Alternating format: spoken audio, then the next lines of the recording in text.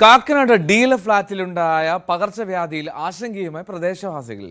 പൊതുതോട് അടച്ച് ഫ്ളാറ്റ് നിർമ്മിച്ചത് മൂലമുണ്ടായ വെള്ളക്കെട്ടിൽ നിന്നാണ് അണുബാധ ഉണ്ടായത് എന്നാണ് ആരോപണം. സമീപ പ്രദേശത്തെ വീടുകളിലടക്കം വെള്ളക്കെട്ടുണ്ടായിട്ടും അധികൃതർ നടപടിയെടുക്കുന്നില്ല എന്നുള്ളതാണ് പരാതി. കഴിഞ്ഞ ദിവസമാണ് DLF ഫ്ളാറ്റിലെ അന്തേവാസികൾക്ക് കുടിവെള്ളത്തിൽ നിന്നും അണുബാധയുണ്ടായി ആശുപത്രിയിൽ ചികിത്സ തേടിയത്.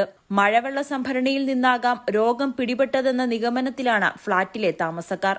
അതേസമയം പ്രദേശത്തെ പൊതുതോടടച്ചുകെട്ടി നീരൊഴുക്ക് തടസ്സപ്പെടുത്തിയതുമൂലം മലിനജലം ഫ്ളാറ്റിലെ കിണറുകളിലെത്തി രോഗം പിടിപെട്ടതെന്നാണ് സമീപവാസികൾ പറയുന്നത്. ഈ വെള്ളങ്ങൾ മുഴുവൻ മലമൂത്ര വിസർജനം അടങ്ങിയ ധാരാളം കോളി ബാക്ടീരിയ ഉള്ള വെള്ളമാണ് ഈ തോട്ടിൽ കൂടെ അങ്ങോട്ട് ചെന്നത്.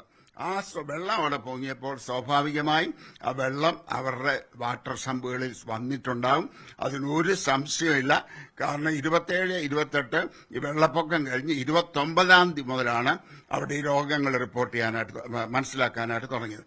കഴിഞ്ഞ ആഴ്ച പെയ്ത ശക്തമായ മഴയിൽ DLF ഫ്ളാറ്റിലെ സമീപ പ്രദേശമായ ദർശൻ നഗർ, ഗ്രീൻ ഗാർഡൻ എന്നിവിടങ്ങളിൽ രൂക്ഷമായ വെള്ളക്കെട്ടുണ്ടായി. കുത്തിയൊഴുകിയെത്തുന്ന മഴവെള്ളത്തിന്റെ നീരൊഴുക്ക് തടസ്സപ്പെടുത്തുന്ന രീതിയിലാണ് ഫ്ളാറ്റിന്റെ നിർമ്മാണം.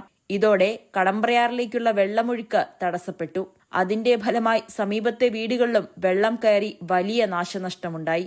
അപ്പൊ ഈ പ്രദേശത്തുള്ള സകല വെള്ളവും മഴ പെയ്യുമ്പോൾ ഇവിടേക്കാണ് വരുന്നത്.